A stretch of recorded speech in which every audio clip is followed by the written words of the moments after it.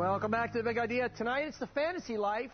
The young and the rich, I mean really young and really rich entrepreneurs with all the energy in the world to go after every big idea. And my next guest got started when he was 5 years old. The teen sensation, Cameron Johnson. His big idea. This guy was born to sell. As a kid, he tried it all. Vegetables from the garden, printing orders off his PC, Beanie Babies over the internet, even $100,000 Aston Martins. And the more Cameron sold, the better he got. The bucks. Cameron was making $50,000 a year by age 12. But that was just the beginning. He launched a string of successful web-based businesses, making as much as $15,000 a day in revenue. Now he's the CEO of a new business, EasyFollowups.com. Cameron Johnson, author of You Call the Shots. Welcome to the show, man. Hey, thanks for having me. Now, you are the living example of what we're talking about here. It's something that I preach a lot. It's never too early, man. It's about entitlement. And you, at age 5, said, you know what? Why the hell not me? I'm going to start making some money. That's exactly the truth. I literally started that young. I want to understand, because I think this is important to anybody out there who's 16, 26, 46, 66, because it's about, I think, entitlement. What gave you, and your story is so fascinating, you made millions by the time you were in your teens. Where did you early on get like, hey, wait a second, I'm not going to just spend all my time playing marbles. I'm going to go out there and start hustling. Where does that come from?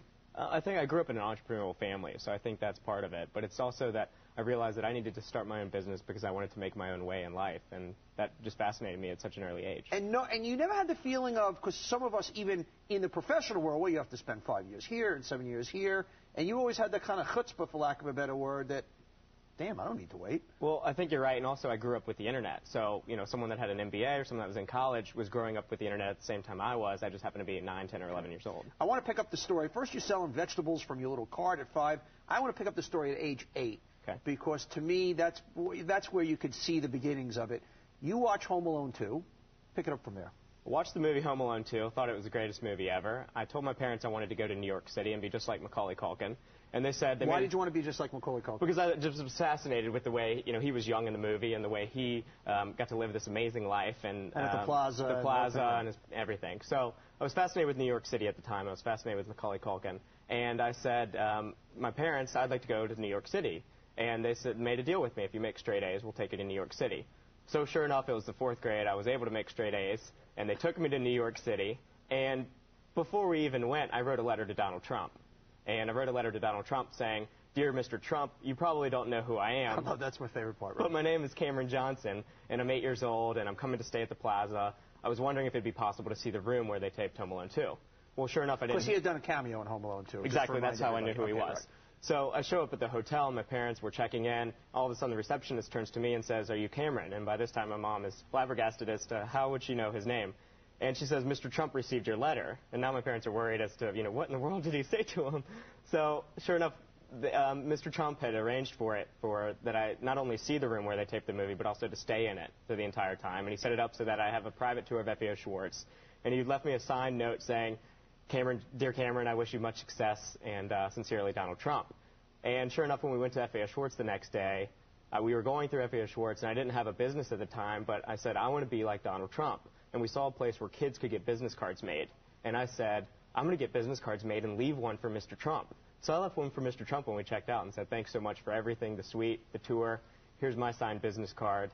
Keep watching because I plan on being the next Donald Trump. I love that. 2 lessons for people out there. The smaller one, behind the gruff Donald Trump, he happens to be a very sweet guy. But more importantly, don't be afraid of that cold call. Whoever you want to get at, people are people. And I found in my business, when I would get a very engaging letter, not necessarily from a child, but that was different and fresh and was kind of playing to my ego, I would answer. And guess what? He answered an 8-year-old and took the time. Sure. So I think that's an interesting lesson for people. Okay, so now you're 8. You've been blessed by Donald Trump. You got your business cards. Take me through kind of the first real business you get into. Well, the problem was I got home and I had these business cards, but I didn't have a business. So a few months later, it was Christmas time. My parents gave me a computer and a printer. And that computer and printer enabled me to start my own business, and that was a printing company using the printing software that came on the computer. It was that simple. And I would print invitations and greeting cards for family members and neighbors and relatives. And that's literally how my business got started. Because once again, the average 9-year-old, and this is obviously going to carry you throughout your life, the average 9-year-old, the motivation is, to be great at baseball, or when you're 12, to meet girls, or what was driving you? Where was that fire coming from at age 10? It was really just being able to realize that if I wanted something, whether it was being able to go to the movies or anything, I didn't actually have to ask my parents for money. And that wasn't the problem. I had allowance and everything else, which went away when I was about 11 or 12. But that was kind of the fascination, was that I can run my own life here, and I can get started myself. Control your freight. So basically, also you mentioned 12. This is where you kind of started making real money. I think it's $50,000 a year selling Beanie Babies. Love this. $50,000 a year. This guy's making it 12. How the hell did you figure out there's a lot of money in them Beanie Babies? That was the most fascinating, because I took my sister's Beanie Baby collection. She was 6 years younger, and I sold her Beanie Baby collection. She was 6 years old. I was 12 years old on eBay. eBay had just started. So the timing was perfect for me. Well, how did you understand it? You got this little 6-year-old sister running around. Beanie Baby's cute. Take me through the where you go, okay, you know what? I could steal her, not steal her, I could kind of talk her out of some Beanie Babies and trade up. How did you know that at age 12? Well, I just said, I was looking on eBay to see what maybe those Beanie Babies were worth, and it turned out they were worth a nice amount of money.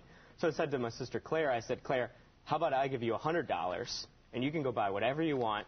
And, of course, $100 to a 6-year-old is, a million, right? A million. So she agreed, and I sold her Beanie Baby collection for $1,000. And I was off to the races. But then I realized that I didn't have any more Beanie Babies. So I could ask Claire to go ask my parents to ask for more, but that would take forever. And your parents probably being on it at this point. Exactly. At this point. What are you hawking your little sister's Beanie Baby At this point, my parents would be in on it. So I applied to become a retailer of Beanie Baby manufacturers. And I was able to do that because with my printing company, my parents went and set me up with a checking account so I could learn and teach myself how to manage my money. So with that checking account came a Visa check card. So that credit card enabled me to place orders with Beanie Baby manufacturers, and they didn't ask for your age on the application. People are writing into Beanie Babies to become distributors, and you at age 12, of course, they don't know this. You've got your own little Visa check card because you had your thing. You write for distributorship, and they say, sure, why not? Exactly. And the entire business was based online, and we launched it, and we started shipping 40 orders per day, and what it consisted of was me every day after school and after soccer practice. Late at night, I would be boxing these 40 orders, responding to customer service inquiries, and then my mom would take me the next day to mail them at the post office because I couldn't drive. Okay, so now you're 12, you're making $50,000. Take me through the next plateau. Well, as each business got larger and larger, my schoolwork obviously was less and less of importance because I realized I could do this, in the real world. So my parents thought it would be a good idea to send me to a college preparatory high school, and I went away to boarding school. I ended up came home for Christmas break sophomore year, and that was the time when all my friends were getting cars, girlfriends were serious, everything. I was ready to come home. So I said, Dad, what's it take? I'm ready to come home. And he said, you're not coming home. The only way you're going to come home is if you pay me the $25,000 tuition. And I said, okay, I want to come home so badly, I'll write you a check. And I was calling his bluff, but he was calling my bluff. But sure enough, I had to write him a check. But came home, graduated high school, went to college. While I was a freshman in college, I started an internet company with a partner that was a senior in high school at the time. And it was an online marketplace for gift cards. Gift cards at the time was $40 billion a year industry. We started this new wave. So where do you get these ideas? Because once again, you take me through 5 different ideas. Where does that come from? It actually came from having gift cards I didn't want. A lot of entrepreneurs start businesses because they have their own problem they're trying to solve. That's exactly. We talked a lot about it on the show. You want a business idea? What's not being met in your life? What service is not there for you? What product is not there for you? It is amazing the lessons that you just know that it takes many people a lifetime to learn, and some people never learn it. One of the things I've learned in starting all these businesses is that one of the most important things is finding your niche, maybe before you come up with your product or service. Find out who it is that's going to buy your product or service. How old are you? 22. 22. Love this guy. Do you find, are people taken aback with you when you walk into business meetings? And because you're 22 and you look 18, basically, right. Also. So, 16. I mean, are people charmed by it? Or do you have to get over a lot of hurdles? I mean, because you're doing real business now. A lot of times, back when I was really young, I had the window of my computer that I would just stay behind, and most of the times my customers, even my partners in the advertising companies, they wouldn't even know who they're dealing with until we've done business long enough so that I had a reputation, and then it's okay to tell them. Keep it up, man. Sky's the limit. Thank you. Don't stop. Hopefully I'm going to have you here 5 years now. You're going to talk to me about your first billion, all right? Thank you. Cameron Johnson. Thank you. The book is called You Call the Shots. It's just out right now. You call the shots or shots? You call the shots. Of course it's You Call the Shots. One big idea I had. We're talking about young and rich tonight. Real young. Teenagers making millions. It's crazy.